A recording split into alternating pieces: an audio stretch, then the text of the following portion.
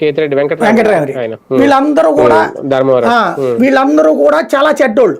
అసలు వీళ్ళు రోజు అన్నం తినరు, జనాల్ని దోచుకున్న రక్తం తాగుతారు, భోజనం అయ్యే చేస్తుంటారు అన్నమాట, మాంసాలు. ఈ టైపులో ప్రజలకు చెప్తూ ఉన్నారు, ఈ టైపులో కేసులు పెడుతున్నారు, వేధిస్తున్నారు, వెంటాడుతున్నారు, వాళ్ళ కార్యకర్తలను వదిలిపెట్టట్లేదు. కాబట్టి ఇది ఎల్లకాలం ఉంటుందా? దీనివల్ల జగన్కి ప్రయోజనమా, తెలుగుదేశానికి ప్రయోజనమా?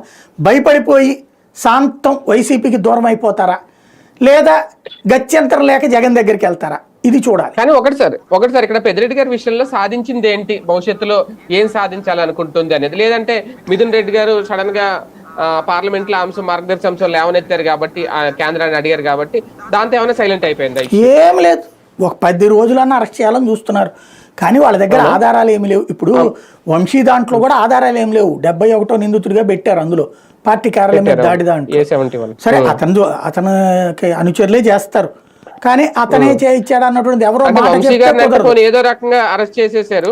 ఇక్కడ టాపిక్ దొరికింది, ఇక్కడ వీళ్ళ దగ్గర అట్లాంటి టాపిక్ దొరకల. మదనపల్లికి ట్రై చేశారు, ఉద్యోగులే చెప్పలేదు. నేనట చెప్తా, ఉద్యోగి తనంత తాను దొంగ నొప్పుకుని పెద్దిరెడ్డి చేయించాడని చెప్పాలి. ఏ ఉద్యోగం అట్ట చెప్పి జీవితకాలం చేస్తాడా? ఏమున్నాయి ఆధారాలు అందులో? ఏం ఆధారం ఉంది? పేపర్లో ఆధారం ఉంది. ఈనాడు జ్యోతి చదువుకుని నిజమే అని చెప్పి ఉరేసేయాలి జడ్జి గారు. పాప వాళ్ళకి అది చేత కావట్లేదు న్యాయస్థానాలకి, అందువల్ల ఆగిపోతుంది. లేదు, ఆ తర్వాత అక్కడేదో భూములు తినేసాడు, అది తినేసాడు, ఇది తినేసాడు. ఇప్పుడు భూములు